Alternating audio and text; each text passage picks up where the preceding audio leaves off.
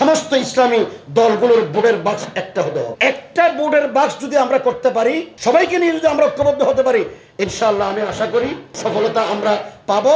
আমরা যে ঐক্য হলেই যে আমরা টিকে যাব, গ্রান্ট টিকিয়ে দিবে। উদাহরণ দেই, যুক্তফ্রন্টে হক বাসানী আতহার আলীর নামে স্লোগান দিয়ে মানুষ ইলেকশন করেছেন এবং মৌলানা আতহার আলী রহমতুল্লাহর নেতৃত্বে 37 জন পার্লামেন্টের মেম্বার নির্বাচিত হয়েছে। 22 দফার ভিত্তিতে ইসলামী শাসনতন্ত্র প্রণয়ন হয়েছে। এরপরে এই সরকার কয়দিন টিকেছেন? কেন টিকেন নাই? ষড়যন্ত্র কোথায়? আজকে আমরা বিগত 16 বছর স্বাধীনতার 71 থেকে আজকে 2025 পর্যন্ত যারা এই ক্ষমতায় আছে, তারা সবগুলো হলো ইসলাম বিদ্বেষী এবং ইসলাম পছন্দ করে না ব্যক্তিদের হাতে রাষ্ট্রের ক্ষমতা। এদেরকে চেয়ারে রেখে ইলেকশন করে নির্বাচন করে আমরা ইসলামপন্থীরা জয়ী হলেও ষড়যন্ত্র আমাদেরকে কোনোদিন চেয়ারে বসতে দেবে না। এই জায়গা বন্ধ করতে হবে। এই জায়গা বন্ধ করার জন্য দীর্ঘমেয়াদী পরিকল্পনার দরকার।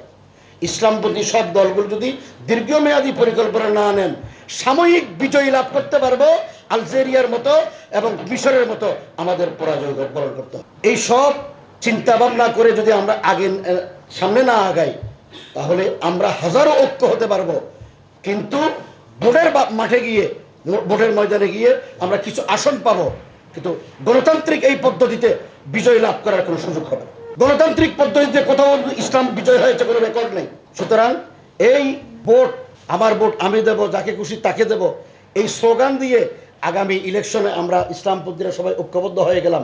এমনকি আমি তো সর্বপ্রথম এই যে 17 তারিখ যে ওলামা ইকরামের সাথে মিটিং হয়েছিল, সেই মিটিংয়ের মধ্যে আমি সর্বপ্রথম প্রস্তাব করেছি সমস্ত ইসলামী দলগুলোর বোর্ডের বাক্স একটা হতে হবে। এই একটা বোর্ডের বাক্স যদি আমরা করতে পারি, শুধু ইসলামপন্থী নয়, ইসলাম পছন্দ সহ সবাইকে নিয়ে যদি আমরা ঐক্যবদ্ধ হতে পারি, ইনশাআল্লাহ আমি আশা করি অন্ততপক্ষে সাময়িক সফলতা আমরা পাবো। এই জন্য এখানে যারা বসেছেন, আমাদের রাজনৈতিক নেতৃবৃন্দ, জাতীয় ওলামা মাশায়েখ, আইম্মা পরিষদের নেতৃবৃন্দ সহ আপনাদের খেদমতে বিনীত আরজ করব, আমাদের অন্যান্য রাজনৈতিক যে পার্ট আছে, যারা দলগুলো আছে, তাদের সাথেও আমরা রাজনৈতিক ঐক্য কিভাবে করতে পারি সেটা আমরা চিন্তা করা দরকার।